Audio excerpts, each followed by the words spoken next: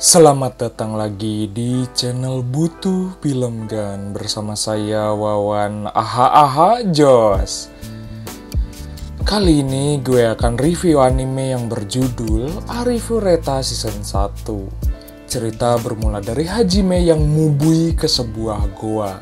Setelah labuh di goa tersebut, dia pun kokorotak dan asruk-asrukan ingin kembali ke atas. Tiba-tiba datanglah kelinci kopet datang menyerangnya. Karena kalau dia bertarung, dia pun lari ngabret sampai tibu buranjat. Dia pun mencoba menahannya dengan sihir aspal. Tapi menurut kelinci mah gampang cuy. Sebelumnya, 10 hari yang lalu, Hajime mendapatkan informasi mengenai air jigong yang sakti. Kemudian sebelumnya, Hajime beserta party apruk-aprukan menjelajahi goa tersebut. Mereka pun menyerang monster kopet di jembatan itu dengan menggunakan combo ulti. Namun sayang, Hajime labuh nyuksruk ke gawir. 9 hari sebelumnya, si Bondon menemui Hajime dan curcol kalau dia khawatir Hajime akan hilang. Kembali lagi, Hajime yang sedang nyumput dia berkeluh kesah karena musuhnya terlalu kuat bagaikan si kopet mah kuat. Dan dia juga diserang oleh kelinci kopet di gua tersebut.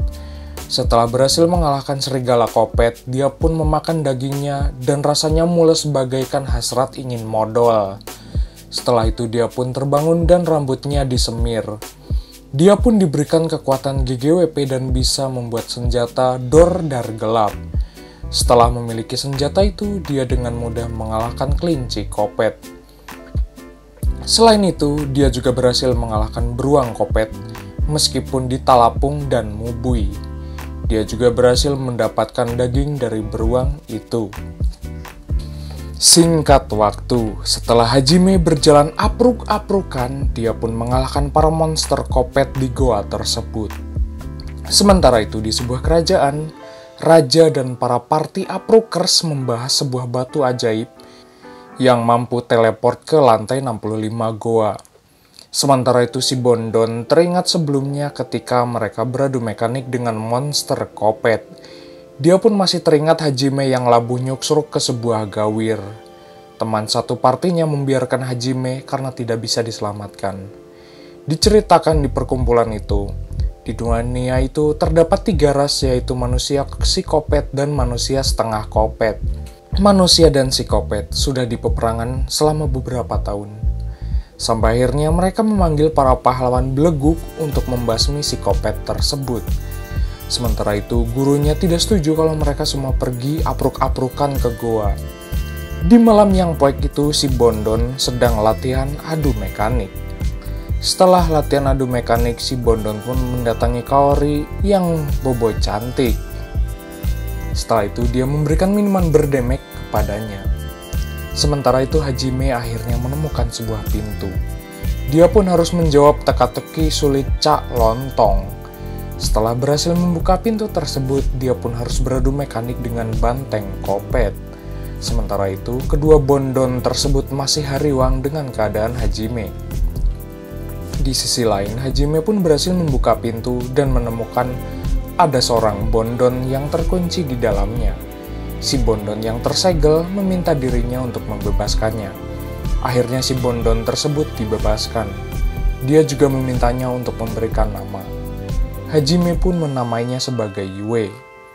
Hajime pun terluka karena dicucuk dan dia pun mengeluarkan minuman berdamage. Yue yang melihatnya pun dia merasa khawatir. Kemudian monster kopet pun datang dan Hajime pun tidak sabar ingin menghabisinya.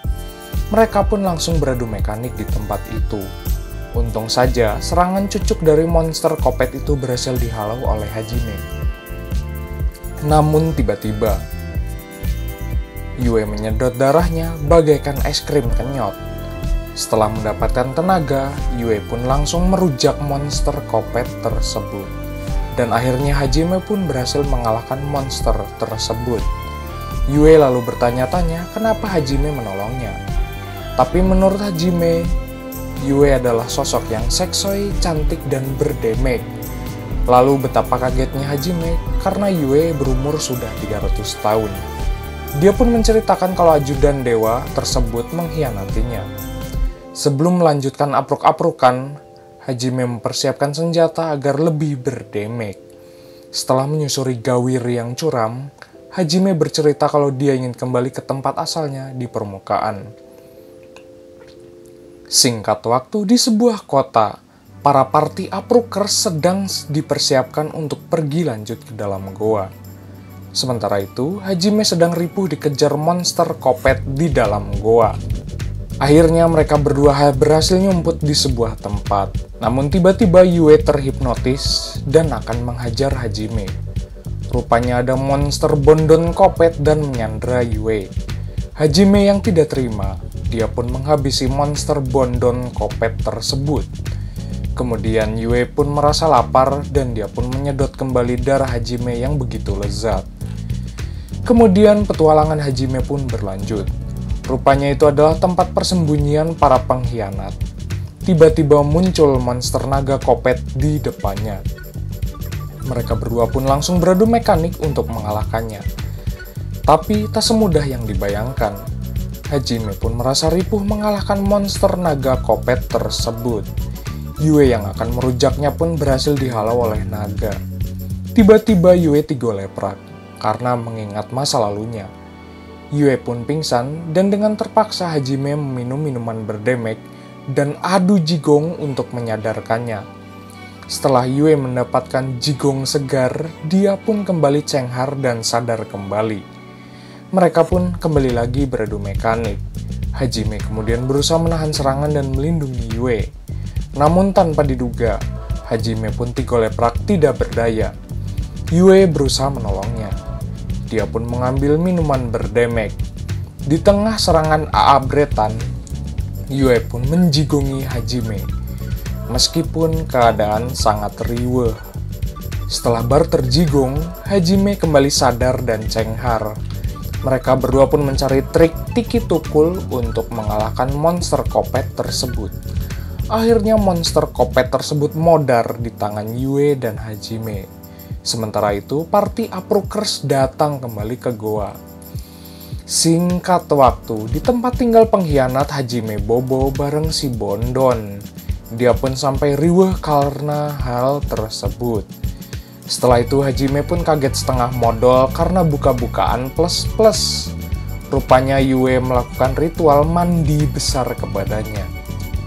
Setelah itu, mereka bersiap untuk melanjutkan apruk-aprukan kembali.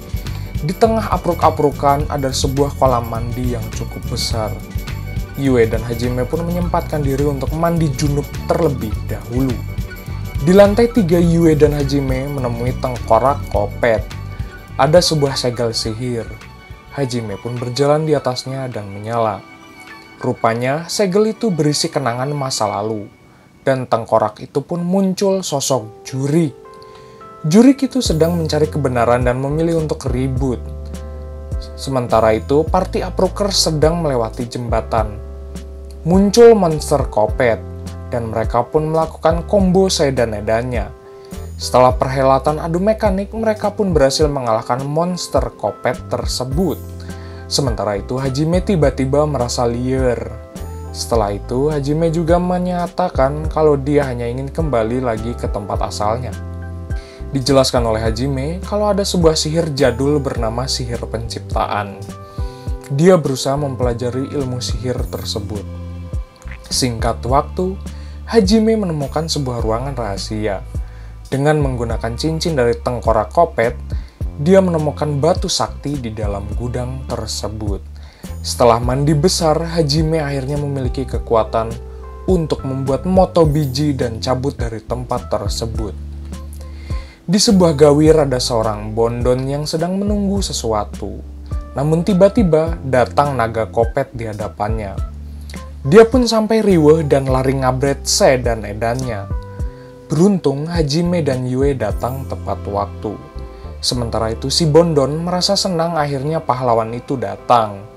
Sebelum Yue dan Hajime cabut, si Bondon itu datang menghampiri mereka berdua. Namun sayangnya mereka berdua meremehkan kelinci tersebut. Akan tetapi si Bondon tersebut tidak mau melepaskan diri dari Hajime. Sampai akhirnya dia pun benjol karena digetok Hajime.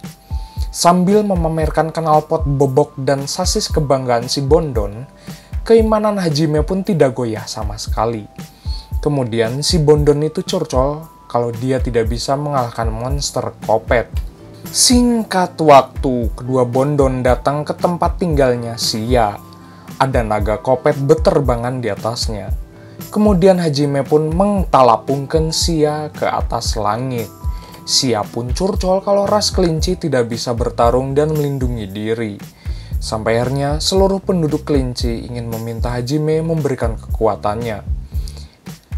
Sia pun sehari-hari berlatih bersama dengan Yue. Setelah menyadari kekuatannya cukup GGWP, akhirnya Sia pun meminta Hajime untuk bergabung bersamanya. Kemudian Hajime pun datang ke sebuah tempat yang terdapat prasasti. Batu tersebut memiliki sebuah desain. Hajime pun menyadari kalau itu adalah pintu masuk sebuah goa. Akhirnya sebelum melanjutkan perjalanan lagi, Sia pun ingin ikut bergabung dengan Hajime. Saat di sebuah gawir, tiba-tiba Sia pun merasakan hasrat ingin modal tak tertahankan. Sampai-sampai membuat sasisnya bergejolak. Tidak sengaja saat Sia akan bersembunyi ingin modal, dia menemukan sebuah batu di dalam gawir tersebut. Dia pun menemukan pintu masuk, dan Hajime kedua Bondon itu berjalan apruk-aprukan. Namun tanpa diduga, mereka dihadapkan dengan bola ngagorolong. Untung saja dengan kekuatan ayam gepreknya, Sia pun berhasil memberi jalan kepada Hajime. Singkat waktu, mereka pun masuk ke sebuah goa. Hajime merasa dejavu karena tempat tersebut pernah dijelajahi sebelumnya. Sementara itu di sebuah akademi, seorang pelayan menanyakan kapan akan berangkat. Namun seorang siswa bibit Bondon di sana mengatakan kalau mereka akan berangkat beberapa hari lagi. Seorang Bondon di sana merasa bingung dan riweuh karena kematian Hajime. Tapi sebenarnya Hajime itu masih hidup meskipun sampai nyuksruk ke sebuah gawir. Temannya yang lain meremehkan Hajime. Tapi menurut si Bondon, Hajime sudah menyelamatkan dirinya. Sementara itu Hajime dan kedua Bondon berjalan ke dalam goa. Hajime pun memperkirakan kalau mereka sudah mendapatkan tempat persembunyian Milady. Tanpa diduga, mereka diserang dengan pasukan Kopet. Setelah berhasil mengalahkan pasukan Kopet, mereka pun menemukan seorang bos, yaitu Milady. Setelah sibuk beradu mekanik, mereka pun berhasil mengalahkan bos tersebut. Akhirnya mereka pun menemui Milady di markasnya. Ternyata di markasnya itu terdapat sihir gravitasi. Dia pun meminta Hajime untuk mempergunakan sebijak mungkin. Kemudian Hajime memintanya untuk memberikan sebuah artefak berharga. Tiba-tiba Hajime dan kedua Bondonnya katelem pergi entah kemana.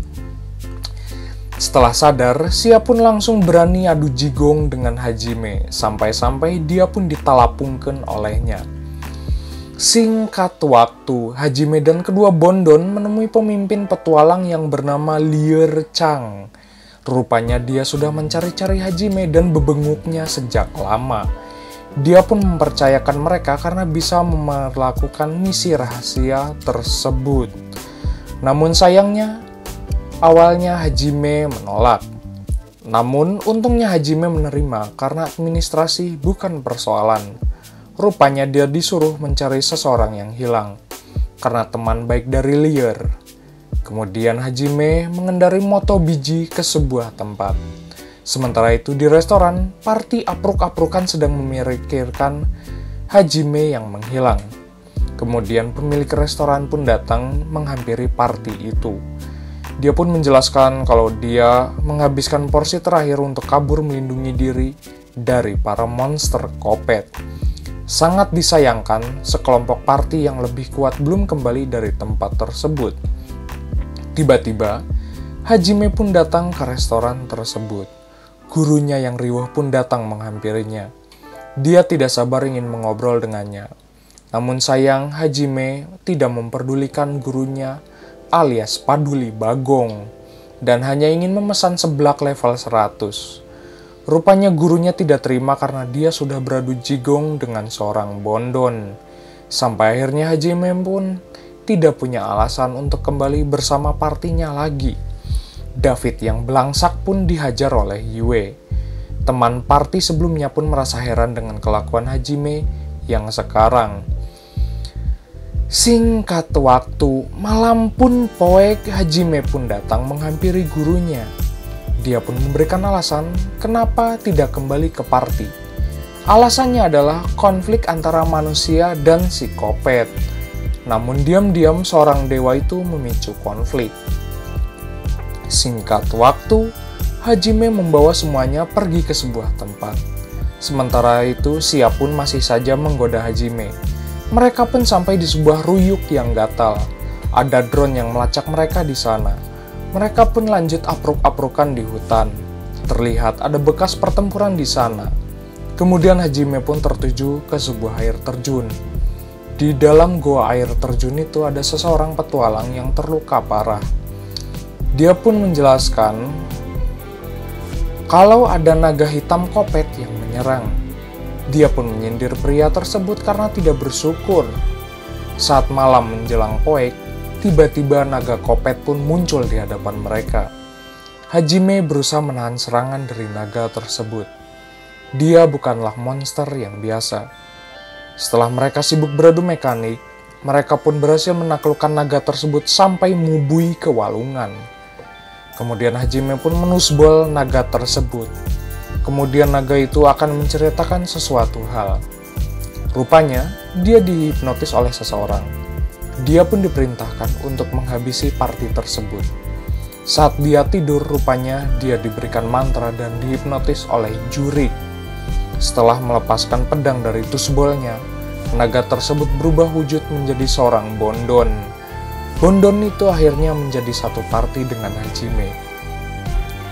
Pasukan Bagong dan naga Kopet pun berjalan. Sementara itu Hajime dan para bebenguknya sedang melakukan rapat. Setelah itu dia pun melakukan persiapan untuk menyerang pasukan Bagong tersebut. Mereka pun dibantu dengan warga membuat benteng pertahanan. Setelah persiapan itu selesai, Hajime ngajedok di benteng tersebut.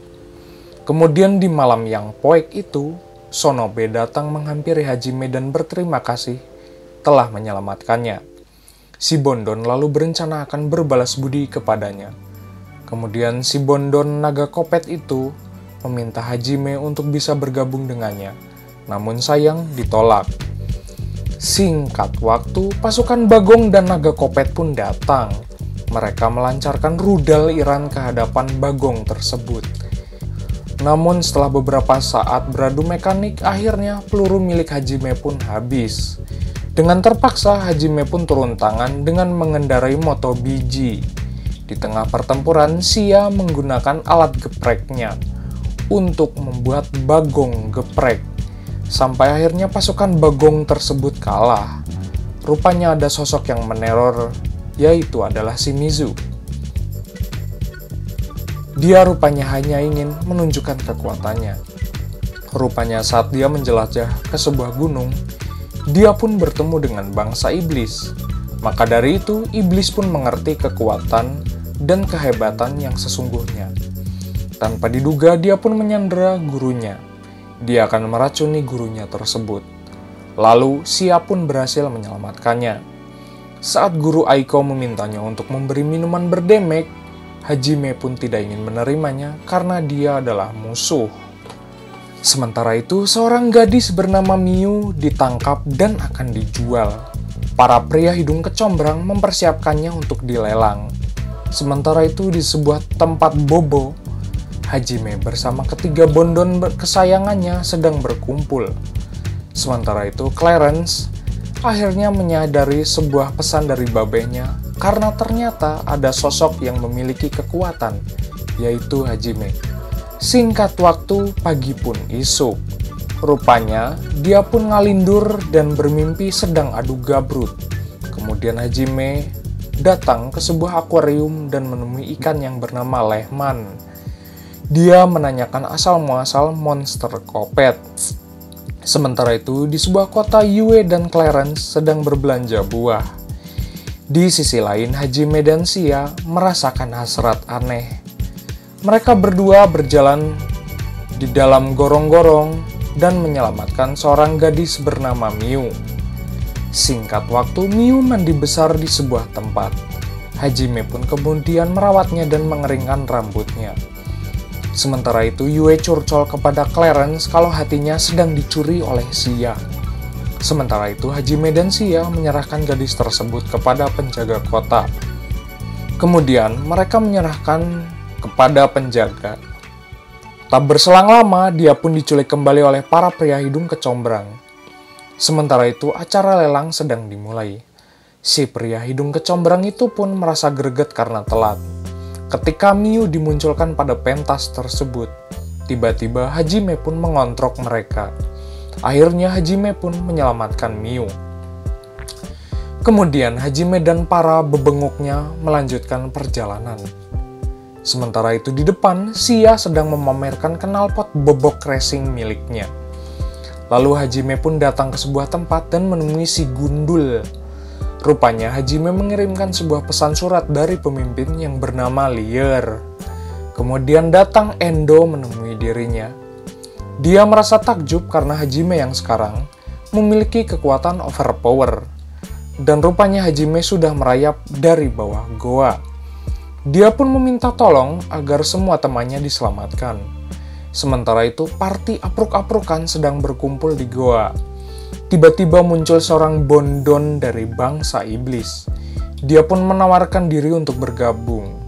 Namun sayang, party aprukers itu menolaknya. Setelah itu mereka pun beradu mekanik melawan monster Kopet. Rupanya dia meminta Endo untuk mengabarkan kalau dia butuh bantuan. Sementara itu para party itu sedang beradu mekanik. Endo masih tetap meminta Hajime untuk membantunya. Sampai akhirnya seluruh pasukan Hajime dan para bondonnya terjun ke dalam goa.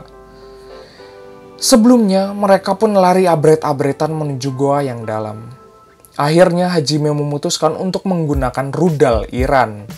Akhirnya rudal pun sampai di bawah, dan Hajime menemui bondon dari iblis. Tiba-tiba Shizuku pun kaget setengah modal karena Hajime datang membantunya. Setelah itu Hajime pun menyuruhnya diam dan di pinggir sejenak. Akhirnya Hajime pun beradu mekanik melawan monster Kopet. Dia pun merujak monster Kopet itu dengan mudahnya. Sampai akhirnya bangsa iblis itu kalah melawan Hajime. Dia pun lalu menanyakan asal-muasal monster Kopet tersebut. Namun sayangnya, Hajime keburu nafsu dan menembak sasis milik si bondon. Lalu Hajime pun menyadari kalau bangsa iblis memahami cara menggunakan sihir jadul. Kemudian Hajime pun berusaha menolong Tuan Melt yang terluka parah.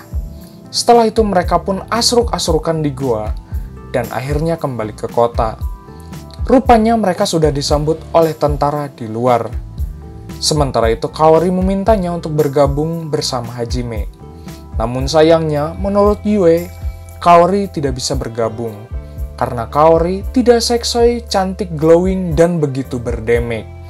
Tapi dari mata turun ke hati, Kaori mengatakan kalau dia begitu menyukai Hajime. Akhir cerita, setelah latihan di malam yang poek, akhirnya Kaori bergabung dengan Hajime untuk lanjut apruk-aprukan. Anyway, cukup segini pembahasan ceritanya. Sampai jumpa di video berikutnya. Bye-bye.